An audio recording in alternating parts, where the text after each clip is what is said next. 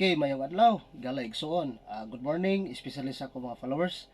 Usa kini nga pagbating adlaw kay tungod kay ang Dios maayo kayo sa tong kinabuhi. Especially ang Ginoo kay maayo kayo sa tong kinabuhi. Para nako hansap gid ko nga diin ang Dios kanunay nitabang. Bulo ko nga ikaw naglisod ning kalibutan na. Sa tanang adlaw ikaw naglisod. Sa tanang adlaw aduna kay kabalaka. Sa tanang adlaw aduna kay anang mga trial nga mga pagsubok.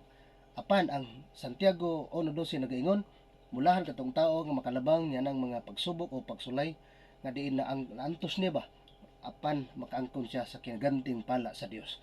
So karon palang daan i-grant nako kanimo igsoon higala Mateo 6:33 nag-ingon ang Dios da seek the first by the kingdom of God. So ang Dios first nga natong unahon, pagpangita sa kingharian sa Dios, pagpangita sa iyang gugma, pagpangita sa iyang pagka-Dios ug pagpangita sa pag-alagad nato kaniya. Ang Ginoo mo provide sa imong gikinahanglan. Ang mga kalisod sultihan ko ikaw higala igsoon. Dili ka na mabag sa atong pag-ilaw pagtuo sa Ginoo. Apan kanang tanan na sayod ang Ginoo, dili kaniya kawangon. Mo nag-ingon sa Roma 10:13, sa tanan nga mosampit sa Dios, sa tanan nga mga liya o sa tanan nga modangop sa Dios, dili niya pagakawangon. O ang tanan nga nagasampit kaniya iyang pagatubagon. Amen. So praise the Lord. Hallelujah. God bless you all. God bless you. God more blessings this morning. Nga ikaw ug ako karon padalanginan sa Ginoo. So God bless you. Labi na sa akong special mga followers.